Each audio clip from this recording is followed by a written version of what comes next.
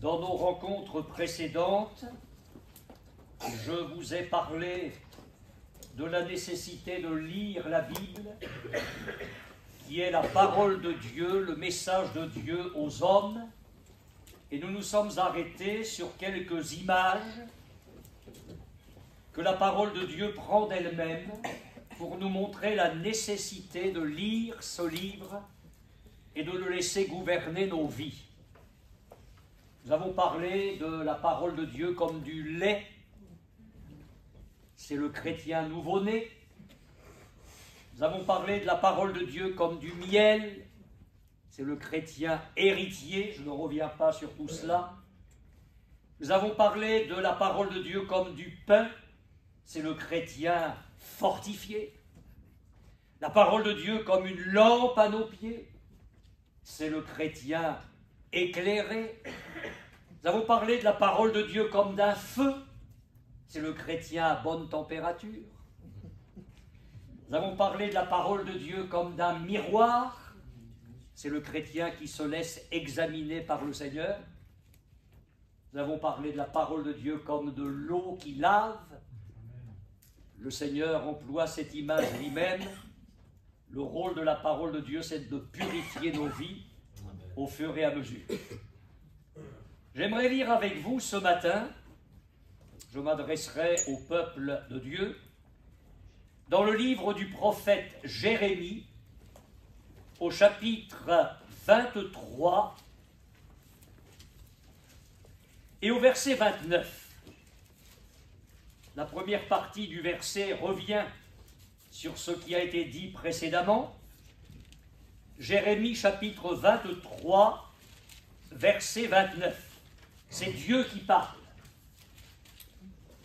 Ma parole n'est-elle pas comme un feu, dit l'Éternel, et comme un marteau qui brise le roc?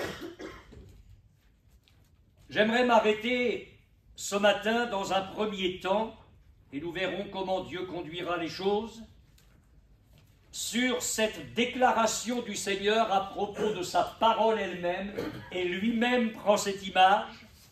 Ma parole n'est-elle pas comme un marteau qui brise le roc?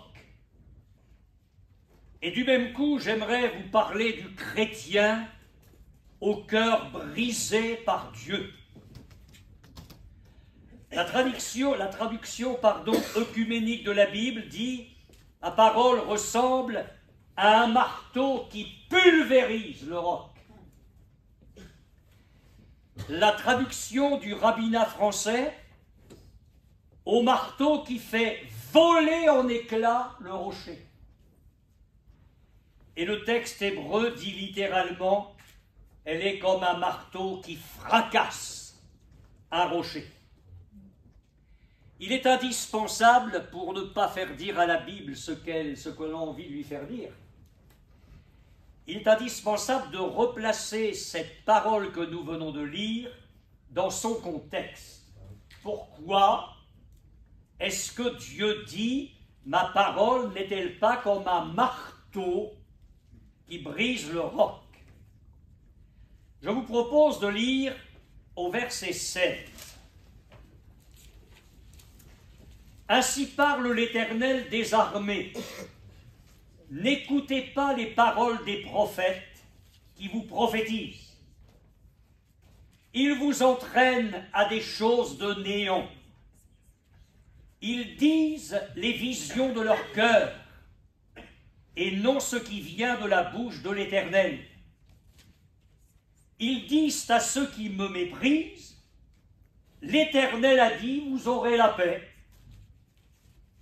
Et ils disent à tous ceux qui suivent les penchants de leur cœur, il ne vous arrivera aucun mal. Qui donc a assisté au conseil de l'Éternel pour voir, pour écouter sa parole? Qui a prêté l'oreille à sa parole? Qui l'a entendu? Le contexte, c'est que Dieu s'en prend aux faux prophètes, à ces conducteurs du peuple de Dieu, prétendus conducteurs, qui avaient des discours soi-disant au nom de l'Éternel, parce qu'ils avaient l'audace d'arriver devant le peuple de Dieu en disant « Ainsi parle l'Éternel », mais qui, par leur discours, égaraient le peuple de Dieu. Et le Seigneur dit que ces hommes entraînaient le peuple à des choses de néant. Le Seigneur dit qu'ils parlaient de leur propre fond et n'annonçaient pas la vraie parole de Dieu. Et pourquoi? Parce qu'ils n'avaient aucune communion avec Dieu pour voir et pour écouter sa parole. Quand un homme vit dans la communion de Dieu, Dieu lui apprend à voir les choses comme il faut les voir. Et c'est dans la communion de Dieu qu'il peut recevoir la parole du Seigneur et l'écouter et ensuite la proclamer. Ces hommes promettaient la paix à ceux qui méprisaient le Seigneur. Ils avaient des discours trompeurs, faussement consolateurs, faussement rassurants, des discours remplis de fausses promesses. Ils savaient quelle était la vie de ceux qui étaient devant eux. Il y avait des gens qui méprisaient le Seigneur. Il y avait des gens qui vivaient dans le péché, dont la vie n'était pas en ordre avec Dieu. Et eux, ils arrivaient avec leur prédication. Vous allez avoir la paix de Dieu. Dieu va vous bénir. Ils arrosaient le peuple de promesses de Dieu, alors qu'en fait, ils n'avaient pas le message du Seigneur. Je crains qu'aujourd'hui, dans certaines églises, pas dans toutes heureusement, mais il y ait ce genre de choses. Les gens vivent un peu comme ils ont envie de vivre, et puis le dimanche, ils se font bénir de toutes sortes de bénédictions, et Dieu va vous combler, je vais vous donner des recettes pour avoir ceci, et des recettes pour avoir cela. Lisez avec moi au verset 21 ce que Dieu dit. « Je n'ai point envoyé ces prophètes, et ils ont couru. » Ah ça, il faut le faire. Hein. Ne pas avoir été envoyé par Dieu, permettez-moi de le dire autrement, ne pas avoir reçu une vocation et courir. Mais que Dieu fasse grâce et qu'il n'y ait pas à la tête des églises des hommes qui n'ont pas de vocation et qui vont s'improviser pasteurs parce qu'ils ont rien, ils sont au chômage. Ah non, mais je ne plaisante pas. Un jeune homme disait, j'ai plus de travail, je vais peut-être faire pasteur. Mais on est pasteur parce qu'on a une vocation, un appel de Dieu, parce que Dieu envoie, et on ne peut courir que si on a été envoyé. Et regardez la suite du verset 21. « Je ne leur ai point parlé, et ils ont prophétisé. » Non seulement ils n'ont pas de vocation, mais ils n'ont pas de message. Et ça ne les empêche pas de prêcher. Ça ne les empêche pas de s'adresser au peuple et de donner de faux messages. Verset 25. J'ai entendu ce que disent les prophètes, parce que Dieu écoute. Hein. J'ai entendu ce que disent les prophètes qui prophétisent en mon nom le mensonge. C'est incroyable, incroyable. J'ai eu un songe, j'ai eu un songe. Ils ne se sentent plus, les gars. Hein. Je ne crois pas que l'onction s'apparente avec l'excitation. Quand on a l'onction, on n'a pas besoin de s'exciter. L'excitation, elle vient de la chair, elle vient du psychisme, mais elle ne vient pas de l'esprit. Un homme de Dieu, à propos de l'onction, disait « Je ne peux pas la définir, mais quand elle n'est pas là, je le sens. Puis quand elle est là, on le sent aussi. » J'ai eu un songe, j'ai eu un songe. Jusque à quand ces prophètes veulent-ils prophétiser le mensonge, prophétiser la tromperie de leur cœur? Alors écoutez bien les intentions de ces hommes-là. Ils pensent faire oublier mon nom à mon peuple par les songes que chacun d'eux raconte à son prochain, comme leurs pères ont oublié mon nom pour Baal. Faire oublier le nom de l'Éternel à son peuple, ce sont des hommes qui véhiculent consciemment l'apostasie. C'est dramatique. Mes frères et sœurs, ouvrons nos cœurs et nos yeux. Nous sommes dans ces temps-là. L'Esprit de Dieu l'a prophétisé. Paul le rappelle dans l'une de ses lettres à Timothée. Et c'est dans ce contexte que se situe le verset que nous avons lu, où Dieu dit « Ma parole n'est-elle pas comme un marteau qui brise le roc ?» Mais qu'est-ce que Dieu veut nous dire? Qu'il a un double but. Nous montrer la toute-puissance de sa parole. Premièrement, pour éprouver cette œuvre de mensonge des faux prophètes et pour la réduire à néant. Verset 30. C'est pourquoi, voici dit l'Éternel, j'en veux aux prophètes qui se dérobent mes paroles l'un à l'autre. Voici dit l'Éternel, j'en veux aux prophètes qui prennent leur propre parole et la donnent pour ma parole. Voici dit l'Éternel, j'en veux à ceux qui prophétisent des songes faux, qui les racontent et qui égarent mon peuple par leurs mensonges et par leur témérité. Je ne les ai point envoyés, je ne leur ai point donné d'ordre, et ils ne sont d'aucune utilité à ce peuple, dit l'Éternel. Le Seigneur montre ici la toute-puissance de sa parole. Pour une deuxième raison, c'est pour accomplir son œuvre en opposition à l'impuissance des faux prophètes. Et je crois que le temps va venir où c'est la vraie parole de Dieu qui va se démontrer comme la parole inspirée du Saint-Esprit.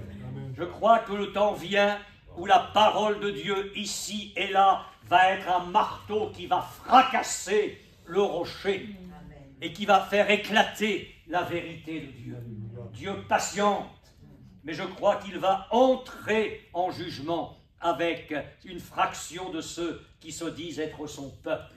Mes frères et sœurs, il nous faut aimer la parole de Dieu, il nous faut vivre près de la parole de Dieu. Je ne me lasserai pas de vous le dire et de le redire encore. Lisons-la, méditons-la, étudions-la, qu'elle pénètre nos cœurs et qu'elle gouverne nos vies. Mais au-delà des faux prophètes, permettez-moi de souligner une autre réflexion qui s'impose. Lorsque votre cœur et le mien vit dans la communion de Dieu, et les chrétiens savent ce que je veux dire, quand notre cœur est sensible à la voix du Saint-Esprit, quand notre cœur est attentif au message de la parole de Dieu, Dieu n'a pas besoin d'élever la voix.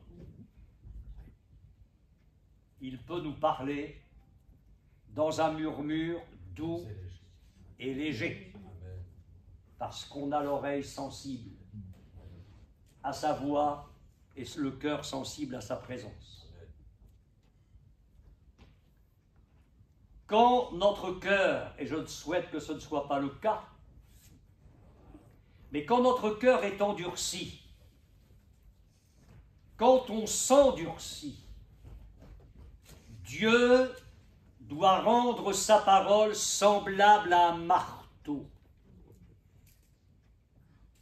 pour nous briser. Et ce n'est pas un acte de, excusez-moi de le dire comme ça, de méchanceté de sa part, mais c'est un acte d'amour. Dieu est obligé de rendre sa parole semblable à un marteau pour triompher du roc qu'est notre cœur. Dieu va frapper fort pour pulvériser le roc de notre incrédulité ou de nos doutes à nous, chrétiens. Dieu va frapper fort pour fracasser le rocher de notre insouciance, de notre indifférence, de notre désobéissance tenace. Parfois le refus de revenir à Dieu, c'est vrai pour le peuple de Dieu lorsqu'il s'est éloigné. Ma parole n'est-elle pas comme un marteau qui brise le roc? Je sais que vous avez tous des enfants en bas âge très dociles, sages, obéissants, il n'y a pas de souci. Il n'y a que moi qui ai une race particulière, je crois. Et alors, l'enfant est docile. Tiens, va ranger ta chambre. Oui, maman. Je voudrais pas aller ici pour faire telle course avec papa. Oui, oui, maman. Mais oui, ils sont dociles, on n'élève pas la voix. Et ça n'est jamais arrivé chez vous. Tu vas voir un petit peu si... je sais pas, d'un seul coup, le ton monte. Et vous savez pourquoi le ton monte? Parce que le cœur du gosse, il est endurci. On élève la voix parce qu'à un moment donné, ça bloque. Eh bien, Dieu fait pareil. Quand on est docile, il vient dans un murmure doux et léger. Quand il frappe fort par la parole de Dieu, la prédication, par un don spirituel, par une épreuve, là, interrogeons-nous. Dieu ne se trompe jamais. Il dit, ma parole n'est-elle pas comme un marteau qui fracasse un rocher? On va lire dans Jérémie au chapitre 5, verset 1er. Jérémie, chapitre 5, verset 1er.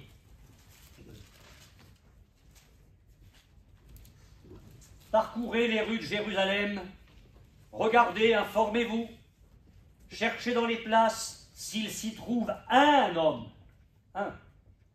S'il y en a un qui pratique la justice, qui s'attache à la vérité, et je pardonne à Jérusalem. Même quand ils disent « l'Éternel est vivant », c'est faussement qu'ils jurent. « Éternel, tes yeux n'aperçoivent-ils pas la vérité?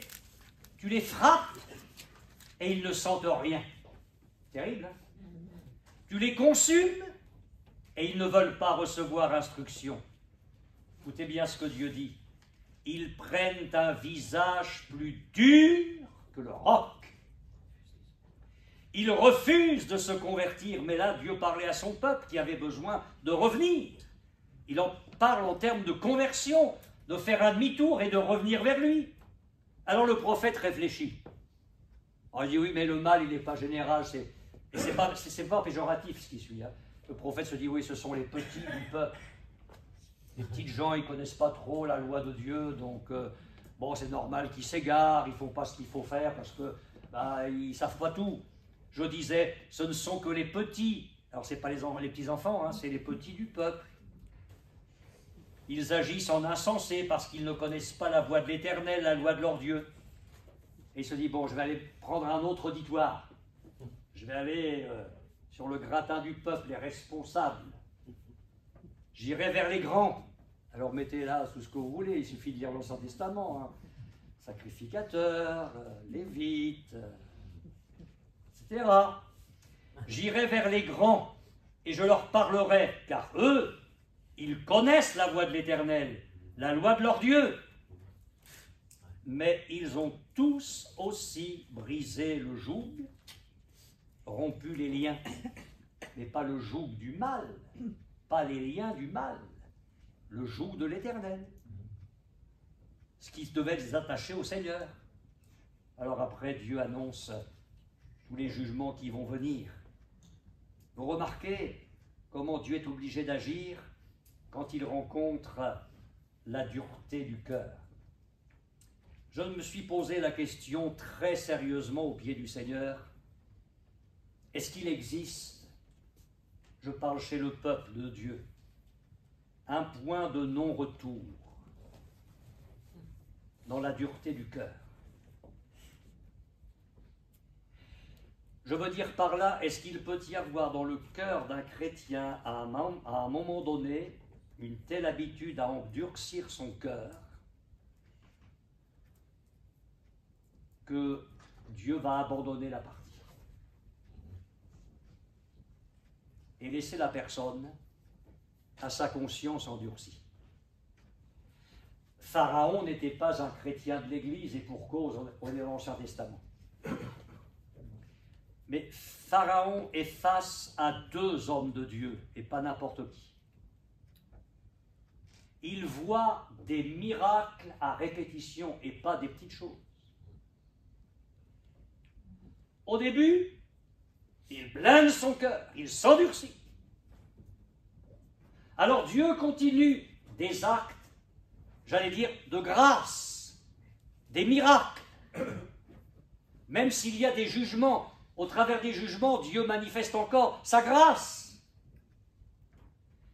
Et là, il semblerait que Pharaon lâche prise par petits morceaux. Mais quand l'épreuve est passée, il l'endurcit son cœur, à nouveau. Ça vous est jamais arrivé, ça?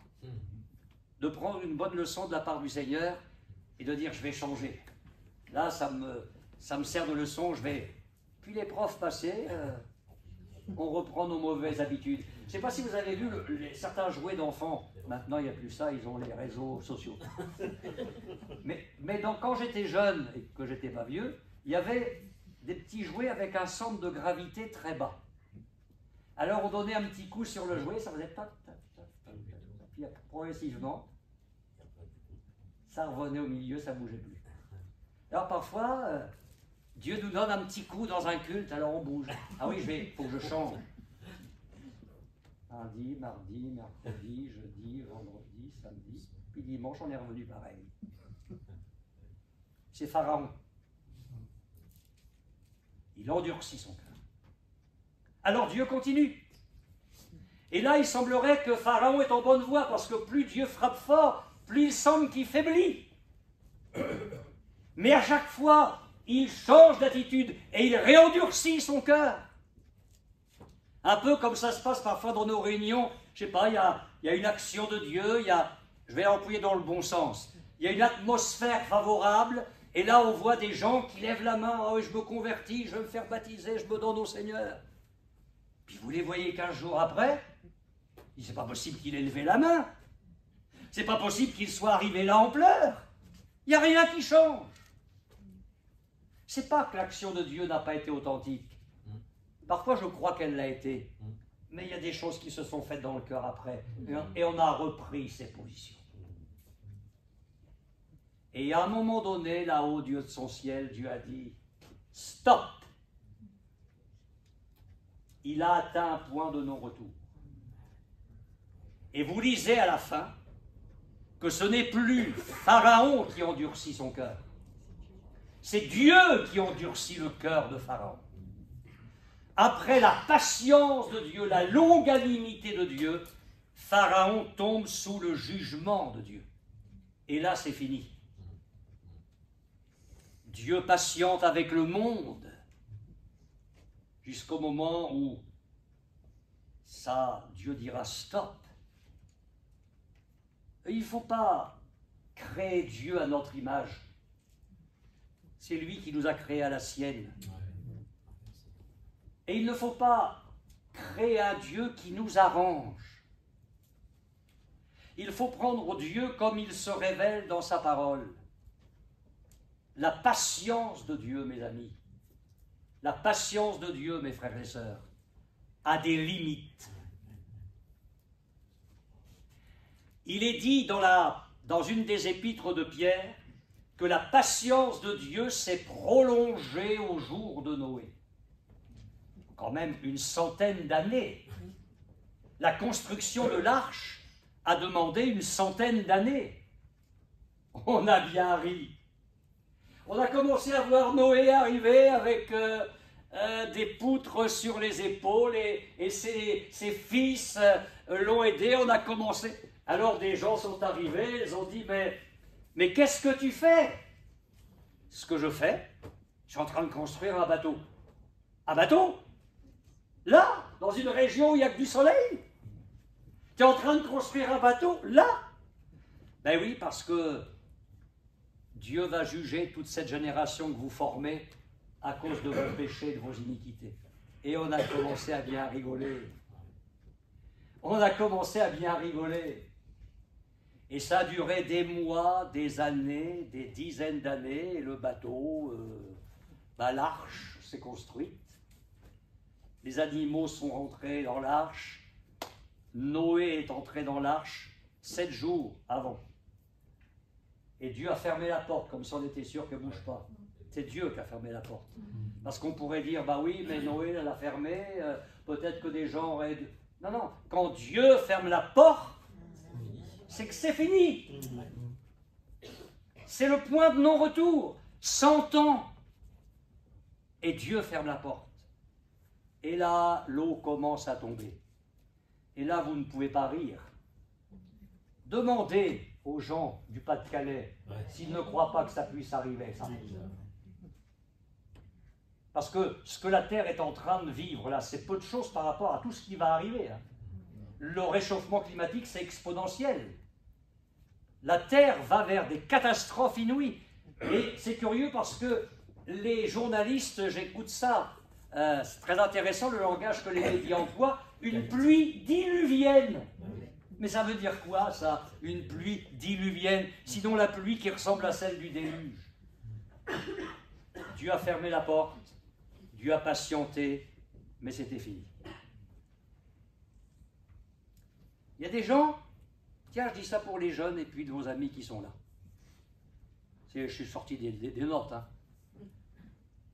Il y a des gens qui ont eu le privilège d'entendre l'Évangile. Et même de très près, parce que c'est des gens qui pourront dire au Seigneur, mais tu as enseigné dans nos rues, nous avons mangé, bu avec toi. Ben, le pasteur est venu nous rendre visite, il a même pris le café à la maison. Il était sympa, on parlait avec lui à la fin des réunions. On l'a même invité pour une visite à la maison. Et puis moi j'étais là à toutes les réunions. Ah, oui, tu as enseigné dans nos rues, on te connaît, l'évangile, on a été très près de tout ça. Papa, maman, ou ma fille, mon fils, ma belle-fille, mon gendre, mon beau-père, ma belle-mère. Oui, j'ai connu tout ça. Oui, mais ton cœur dans tout ça. Ton cœur.